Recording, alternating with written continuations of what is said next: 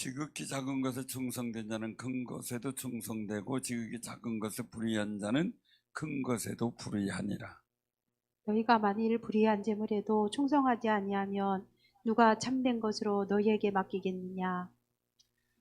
너희가 만일 남의 것에 충성하지 아니하면 누가 너희 것을 너희에게 주겠느냐? 집 하인이 두 주인을 섬길 수 없나니 혹 이를 미워하고 저를 사랑하거나 혹 이를 중히 여기고 저를 경히 여길 것임이니라. 너희는 하나님과 재물을 겸하여 섬길 수 없느니라. 아멘. 아멘. 오늘 이 말씀 속에서 우리가 난해한 그런 뜻이 있는 그 말씀인데요. 같이 은혜를 나누고자 합니다. 자, 오늘 말씀에 보면 오늘 16장 1절에 보면 그렇게 말씀하고 있죠.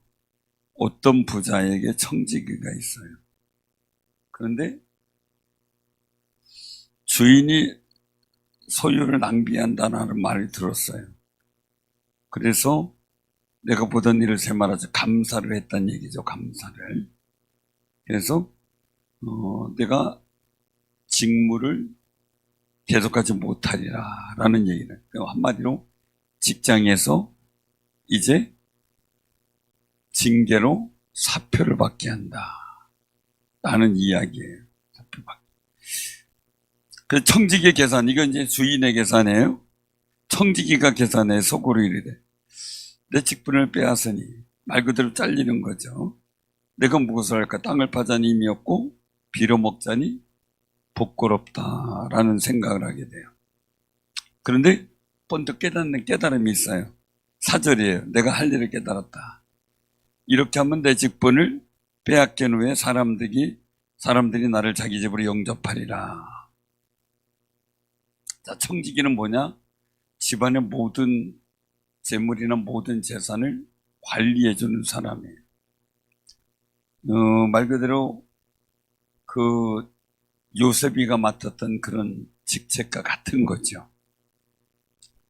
자, 그러면 오늘 이 말씀을 통해서 우리가 기억을 해야 될 게 있어요. 어느 날 직분을 뺏기게 되면, 내가 하던 일을 못하게 되면 대책이 있어야 되겠죠. 직장 생활하다가 갑자기 내가 이직하든가 계획이 있어서 움직이면 모르는데 오늘 너 그만둬 이렇게 되면 어떻게 돼? 시한을 두게 되겠죠. 시한을 두겠어요. 자, 그만둬 이렇게 됐을 때 야, 큰일 났다. 내가 어떻게 해야 되지? 이런 생각 가지겠죠. 근데 여기서 딱 치면서 아하, 그래, 내가 할 일을 알았다. 이렇게 하면 내 직장을 그만둔 후 대책이 되겠구나라고 생각을 한 거예요. 자, 그러면 한번 여기서 생각을 해보자고요. 주인에게 빚진 자를 불러요. 자, 5절에 보니까 얼마나 빚졌느냐 물어서 6절에 뭡니까? 기름 100마리다. 기름 100마리는 보통 이제 주석에는 뭐 41리터 뭐 이렇게 얘기를 하고 한 그 보통의 감람료를 뜻한다라고 하면서 한 1000데나리온 정도의 가격의 가치를 가진다. 100마리. 1000데나리온은 우리가 1년이면 며칠이죠? 365일이면 100일이면 3분의 1이잖아요. 그죠? 자, 그런데 1000데나리온에 그럼 얼마나 돼야 돼요? 최소한 3년, 근데 쉬는 날 빼면 더 하겠죠? 한 4년 뭐 이상 될 수 있겠죠? 자, 그 정도 벌어서 받은 품삯이 이 기름 100마리의 가격이에요. 많은 거죠? 그죠? 많은 거죠? 근데 여기서 얘기를 하는 거죠. 야, 빨리 앉아서 50이나 써라. 이제 서류를 어떻게 하는 거예요? 서류를 변조시켜가지고, 이거 굉장히 큰 거예요. 서류 변조. 이 범죄죠. 거기다 누구 또 직인을 찍었겠어요? 주인의 직인을 마음대로 찍었겠죠. 이 서류 위조하는 거 이거 굉장히 큰 범죄예요. 자, 그렇게 했어요. 또 어떤 사람 오니까 뭐예요? 백석이다. 야, 내 증서 80이라고 써라. 자, 근데 주인이 바라보는 거예요. 자, 뭐랄까요? 직장이 잘려요. 이제 나중에 내가 그만두고 나가면 후속 일을 내 말 그대로 뭡니까? 자기 앞가림을 하는 거예요. 여러분들 그렇게 안 하겠어요? 자, 그런데 생각해봐요. 이게 옳은 거예요? 주인의 재산을 탕진하는 거예요. 자, 이런 청지기가 여러분들 집에 있다면 어떻게 할 거예요? 아니, 이미 자른다 그랬는데 뭐 당장 또 해고를 해요. 이미 자른다 그랬는데 그 생각을 해보자고요. 여러분들 만약에 직원이 이렇게 했다. 형사고발감이죠. 그렇죠? 이제 고발해야 되겠죠. 자, 두 번째 한번 보자고요. 주인도 그래 옳다 옳지 않다를 판단할 때 8절을 보니까 어떻게 돼요? 이 방법이 옳은 거예요? 옳지 않은 거예요? 옳지 않은 거예요. 그런데 뭔가 있어요? 그 다음에 지혜 있게 했다. 아니, 옳지 않은데 지혜 있게 했다 그랬어요. 자, 이거를 우리가 한번 생각을 해보면 바른 건 아니에요. 근데 지혜는 있다는 거죠. 자, 주인은 손해를 끼쳤어요.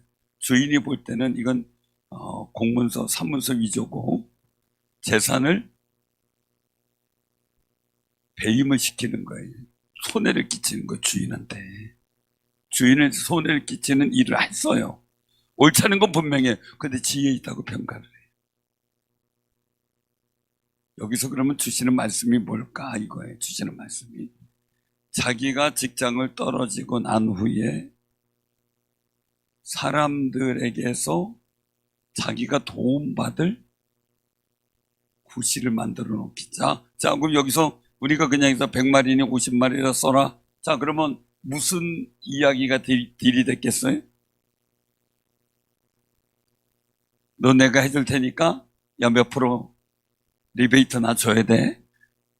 할 수도 있을 거 아니에요. 세상이 그렇게 돌아가니까요. 자, 이걸 뭘 가지고 왜 옳지 않은데 지혜롭다 그랬냐라는 거죠. 옳지 않은 바른 건 아니에요. 그런데 자기의 미래를 준비했다는 거죠. 지혜서에서 말씀하는 게 뭘 보고 배우라 그랬어요? 개미에게서 배우라고. 그렇죠? 배울 게 참 많죠. 그런 일들이에요. 분명히 옳진 않아요. 근데 지혜로운 거예요. 그런데 우리가 한번 생각을 해봐야 될 게 있어요. 그 다음에 이제 우리가 기억할 것은요.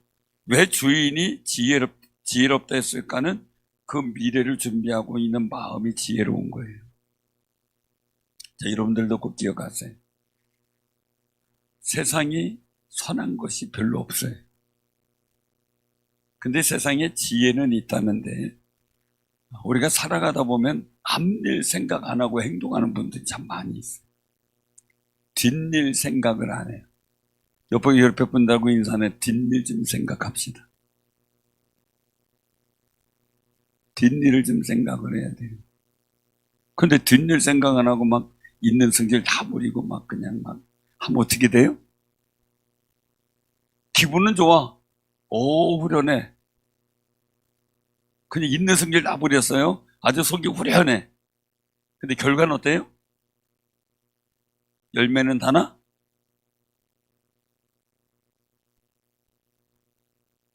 열매는, 자, 여기서 한번 잘 보세요. 우리가 한 일에 대해서 열매가 좋아야 되겠죠. 미래에 대한 열매가 좋아야 돼요. 자, 그런데 오늘 여기서 말씀 속에서의 일들을 통해서 보면은 이 악한 청지기가 주인한테 칭찬을 듣는 상황으로 됐어요. 이걸 우리가 어떻게 설명해야 될 것인가 하는 거예요. 자, 그래서 제가 말씀드린 건 미래를 준비한 거. 미래를 준비하는 게 지혜다. 그럼 우리가 앞으로도 기도하면서 미래를 준비해 나가는 믿음의 담력이 우리에게는 필요하기도 하고요. 무엇보다 더 중요한 건 뭐예요? 천국 갔을 때 주님 앞에 인정받는 사람이 중요한 거죠. 그 인정받는 일들을 위해서 미리 세상에서 이 부족한 거나 억울한 거나 속상한 게 있어도 미래를 위해 준비해 갈 수 있는 마음이 너무나 중요해요. 그런데 미래가 없는 사람이 있어요. 저는 나라를 위해서 기도하는 일도 있어서 여러분들 그 기도를 좀 해주세요. 나라의 정책과 방향이 청소년들과 국민들에게 꿈과 비전을 줄 수 있어야 돼요. 꿈과 비전. 그 한강, 저기 한강 말고요, 작가 한강.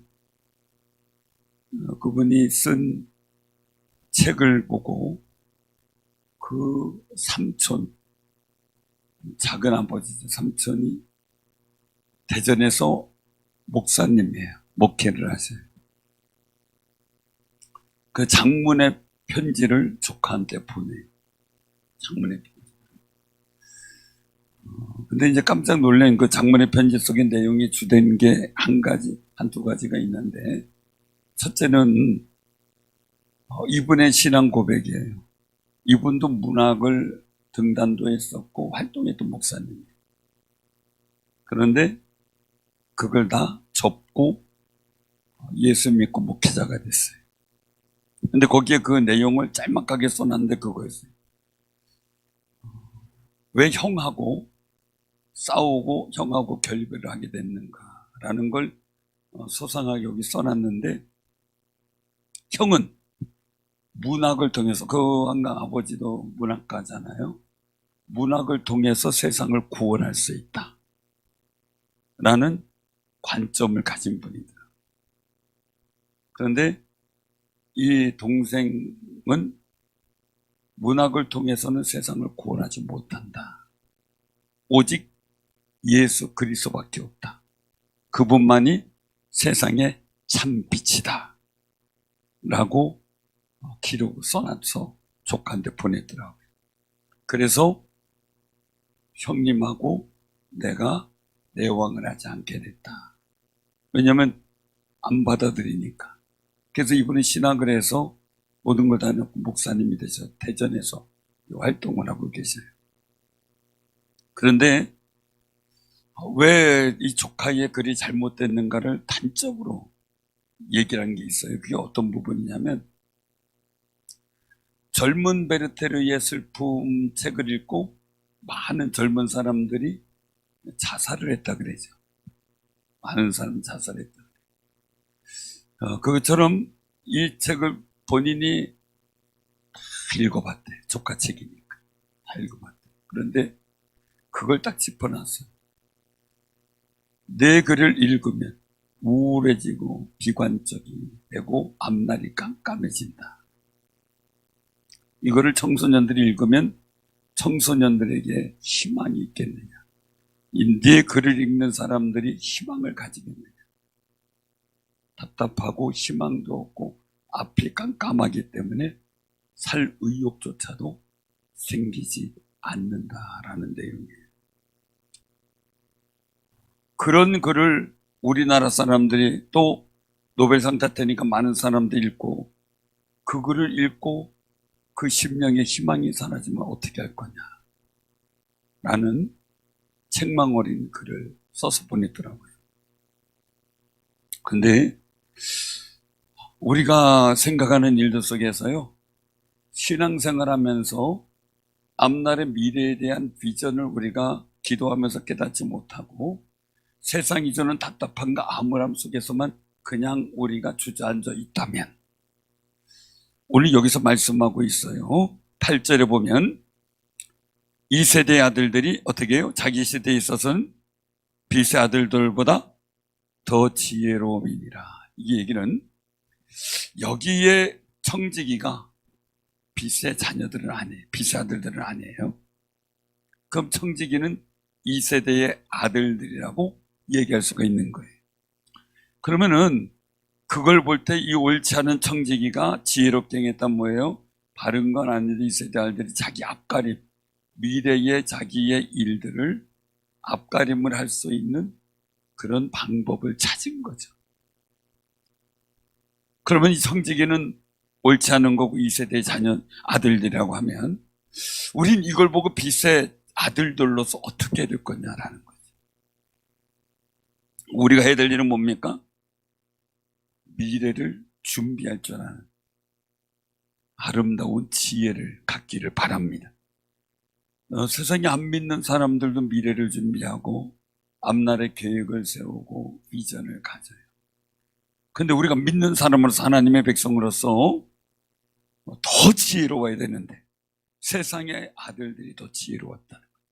악한 것을 통해서도 미래를 어떻게든 준비하려고 한다는 거예요. 세상이 복잡하면 이 지혜는 더 필요하죠. 자, 근데 지혜는 어디서 옵니까?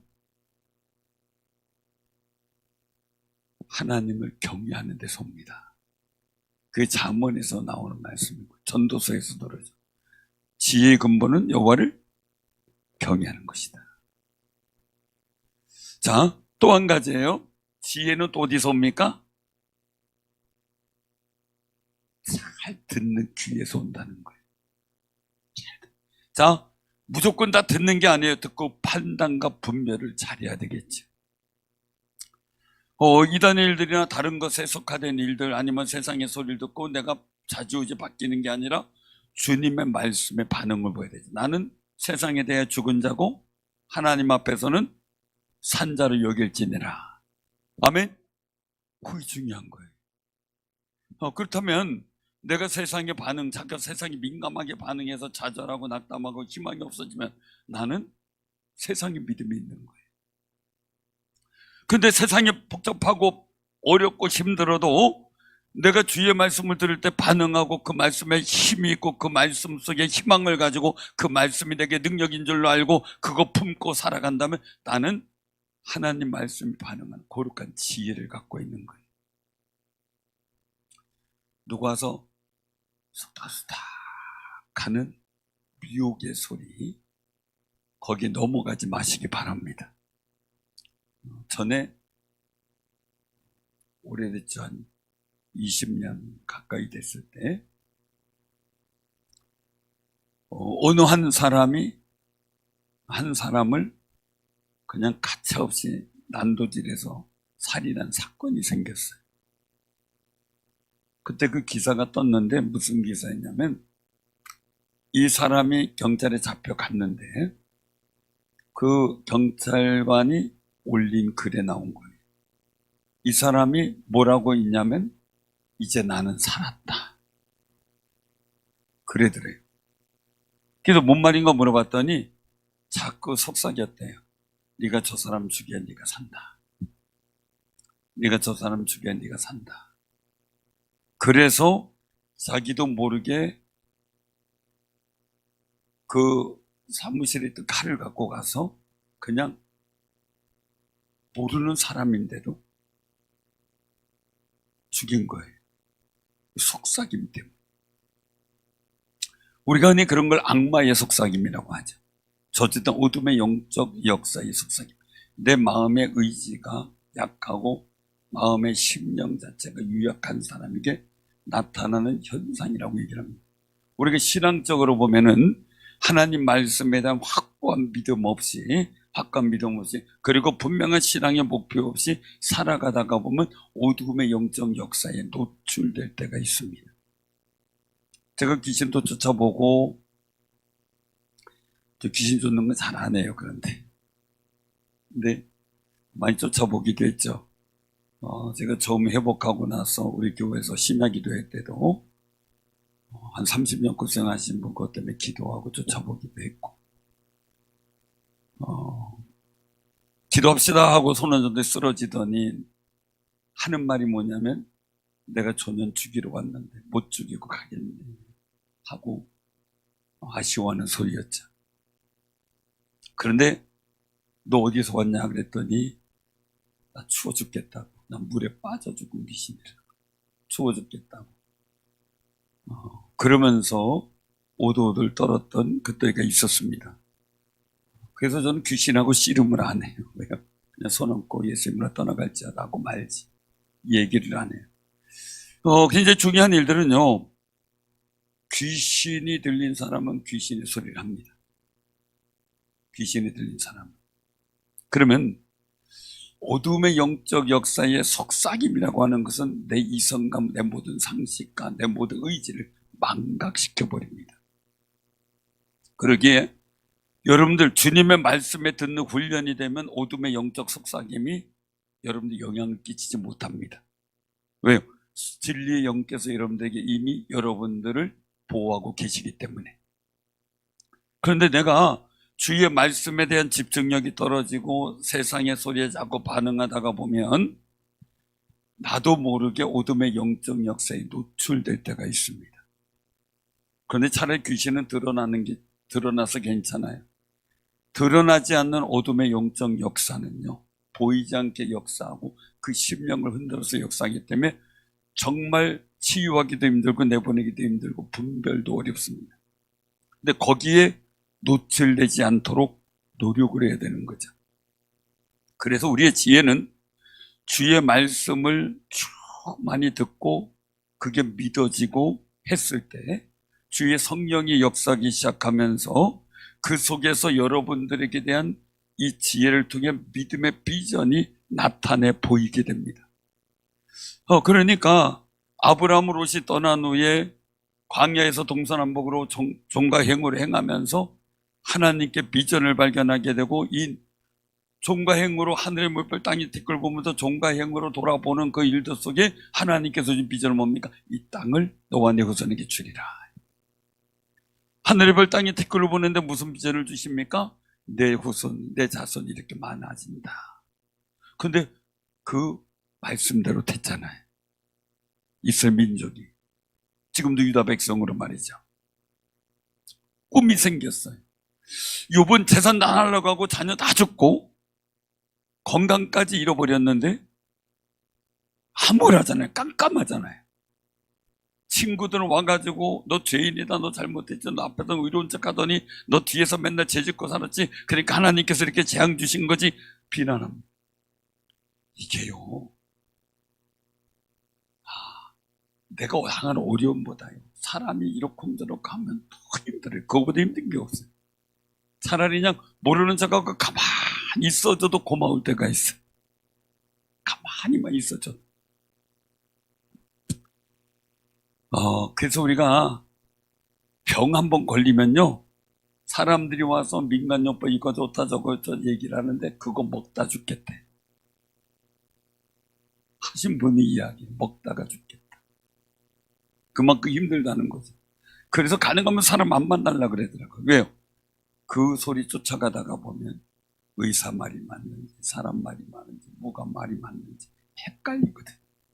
분별이 안 되거든요. 그 마음이 분별되면 스트레스 받고요, 불안하고요, 두려워지게 되고요, 목표가 사라지니까요. 그렇게 되면 어떻게 됩니까? 정신적 스트레스가 크게 옵니다. 그러면 약을 먹어도 효과가 없을 때가 많아요. 약을 먹어. 그래서 무릇 지킬 만한 것보다 내 마음을 지키라. 생명의 근원이 이에서 남이니라 라고 말씀하죠. 굉장히 중요한 부분인데요, 오늘 우리가 이 말씀을 우리가 기억하면서요, 정말 내가 지혜 있는 사람 되려면 세상 사람들은 사상과 철학이 몰두되어 있습니다. 거기에 집중합니다. 마치 문학이 생명이 있는 것처럼 얘기하고요, 사상이 거기에 뭐 정말 지상 낙원이 되는 것처럼 이야기를 하는 일에 폭 빠져버립니다. 근데 우리는 주의 생명의 말씀, 천국에 인도하고 부활의 거룩한 역사와 하늘 자원을 가지고 사용하는 거룩한 주의 말씀에 폭 빠지지 않아요. 기도에도 폭 빠지지 않아요.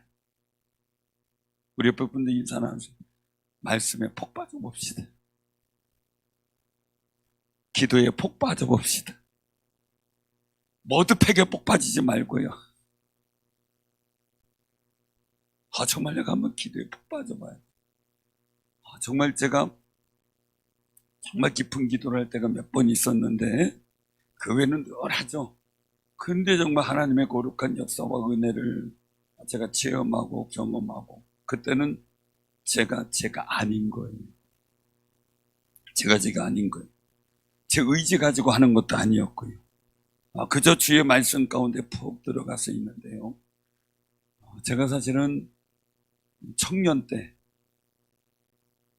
학생 때서부터 예수 믿기 시작하면서 성경을 매일 한두 장씩 읽으면서 성경을 읽지 않으면 출발을 안 했고 잠을 자질 않았어요. 쭉 읽으면서 오는데 봐도 깨닫지를 못했어요. 그래서 청년 때 내가 이거 안 깨달으면 안 되겠다 싶어서 기도원 하나 제가 이제 소개를 받아가지고 저쪽 곤지암 있는 기도원인데 그때 갔을 때 제가 청년 때 거기 있는 원장님 85세인데 정정하시더라고요. 권사님이 대단하시고 그 관리를 하고 계시는 그거 가가지고 이제 사정 얘기하고 기도를 가서 이제 금식하면서 이제 기도를 했어요. 5일 기도를 했는데 하나님께서 그 기도 마치고 나서 하나님의 말씀을 깨닫게 해주는데 저는 신학을 배우기 전에 성경을 먼저 알고 들어갔어요. 그러니 신학을 배울 때 제가 자유신학이나 민중신학 이런 데서는 제가 스스로 이거는 내가 받아들일 신학이 아니다 생각해서 거부하고 하기도 했어요. 하나님의 말씀이 푹 빠져버리니까요. 그때 기도원 갔다 와서 주의 말씀 가운데 이제 살면서 하는데 한 6개월을 성경만 계속 읽었던 적이 있어요. 성경만 읽으면 행복하고 밥을 안 먹어도 배가 부르고 그리고 안 읽은 날 밥 아무리 먹어도 허기가 져가지고 못 살겠는 거예요. 근데 송이꿀보다 더 달다 라는 것을 그때 경험을 했어요. 진짜 단말씀이다라는 거를요. 얼마나 그 기간이 행복했는지 몰라요. 주의 말씀에 빠져서 묵상되고 기도하게 되면 잠을 안 자도 행복하고요. 힘이 나고요. 그런데 그 속에서 생겨나는 지혜는 세상을 분별하기도 하고 어떤 상황의 일들을 하나님께서 복 주실 거, 복 주시 않을 거를 분별할 수 있는 분별의 능력도 생기더라고요. 다른 신학생 우리 동기 후배들이 막 이단 이초석이나 또한 김아무개 베레아니 막 이런 데 빠져서 돌아다닐 때 저한테 많은 유혹이 왔죠. 거기 집회 가자, 뭐 하자, 또 제가 어딘 집회 가자 막 하는데 제가 얘기를 했습니다. 심지어 다락방의 조직의 핵심 멤버가 저한테 전화가 왔습니다. 형님 같이 활동하면 제가 중요한 자리를 줘서 뭐 형님이 활동하게 하겠다. 제가 이런 지하에 거절했습니다. 그거는 한참 막 활동할 때 활성화되고 막 충주도 막 엄청나게 대중 집회도 막 하고 그랬대. 제가 분명히 얘기했습니다. 거기 구원관과 그리고 또한 하나님 앞에 하나님을 경외하는 믿음의 어떤 관점이 다르기 때문에 이건 분명히 문제가 있다. 왜 교회를 벗어나서 성경 공부하는지 그것도 잘못됐다. 그러면서 얘기를 해서 이거 조만간에 이단들이라고 나는 본다. 내가 그렇게 본다. 왜? 잘못돼 가고 있기 때문에 결국 그렇게 됐잖아요. 베레아도 마찬가지고 한참 본 전성기 때 이건 잘못됐다 그랬습니다. 사랑하는 성도님들, 우리는 빛의 아들 하나님의 자녀들이에요. 정말 우리 앞길에 신명기에 있는 말씀처럼 하나님께서 주신 두 길이 있다 그랬잖아요. 예수님께서 말씀하시는 넓은 길 좁은 길이고 또한 넓은 문 좁은 문이지만 하나님께서 말씀하신 건 생명과 복된 길, 사망과 저주의 길이에요. 이 두 길 속에 우리가 항상 분별할 수 있어야 되죠. 지금 우리나라가 복과 생명의 길로 가기를 기도해야 되고요. 우리들도 그렇게 기도해야 되겠고요. 영적 분별력을 갖고 지혜 있는 믿음의 삶을 살아야 되겠죠. 그래서 여기서 말씀하고 있는 일들이죠. 9절에 보니까 내가 너에게 말하노니 왜 이 불의의 청지기가 잘했느냐? 불의의 재물로 친구를 사귀라. 그러면 재물이 없어질 때 그들이 너희를 영주할 처소로 영접한다.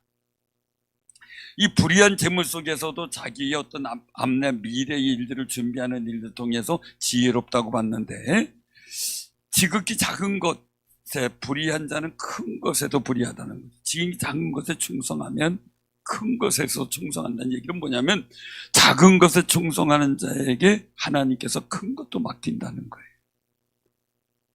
여러분들이 여기서 이 말씀을 경종으로 이게 들렸는데 우리는 살아가면서 불의하다, 나쁘다 그러면 외면하게 되고 거기 안 하려고 그러죠. 근데 여기 11절에 보세요. 너희가 만일, 같이 읽어봅니다. 시작. 너희가 만일 불의한 재물에도 충성하지 아니하면 누가 참된 것으로 너희에게 맡기겠느냐. 12절입니다. 너희가 만일 남의 것에 충성하지 아니하면 누가 너희의 것을 너희에게 주겠느냐. 불의한 것에 충성하지 않는 사람이면 참된 것도 못 받을 자격이 없대요. 예, 불의한 것은 복되게 하면 되잖아요.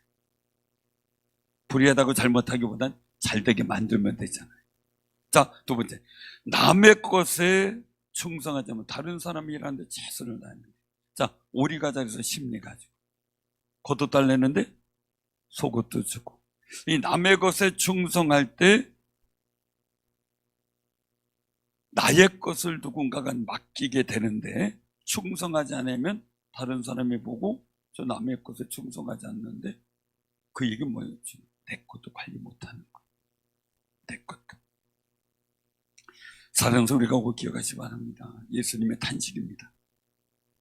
이 세대의 아들들이 자기 시대에 있어서 비사들보다 더 지혜로웁니다.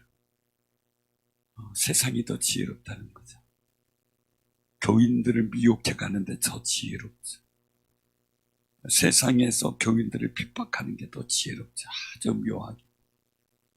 우리는 그걸 뛰어넘어 그 일들을 대항하며 더 지혜롭게 주 앞에 온전하게 설 수 있는 충성된 사람이 돼야 되는 거죠. 때로는 일하다 보면 속상하고 힘든 일이 있어요. 근데 그게 혹여라도 사단이 나를 넘어지게 하는 거라면 나는 하나님 앞에 더더욱 충성된 믿음 속에 주님께서 나를 보고 충성되다 인정하도록 만들어야 되죠. 우리 사랑하는 성도들 꼭 기억하시기 바랍니다. 오늘날 한국교회가 지혜로워야 됩니다. 세상에서 예배드리지 말라 그래도 지혜롭게 주님 앞에 예배드려야 됩니다. 앞으로 어떤 걸로 어떻게 나올지 모릅니다. 그럼 우리는 더 지혜로워서 그걸 분석하고 하나님께 충성된 자로 서야 됩니다. 세상의 불의가 판을 쳐도 우리는 그 속에서 하나님 앞에 지극히 충성된 작은 것에도 충성하는 거룩한 지혜를 발휘할 수 있어야 됩니다. 그러면 하나님께서 우리의 것을 복되게 맡겨주시는 역사가 있을 줄로 믿으시기 바랍니다. 그 은혜가 여러분들과 함께 하시고 또한 이 시대를 분별하고 이 시대의 아들들보다 더 지혜로운 빛의 자녀로 살아가는 참된 것을 맡는 귀한 능력의 소유자들 되기를 주님의 이름으로 축원합니다. 아멘.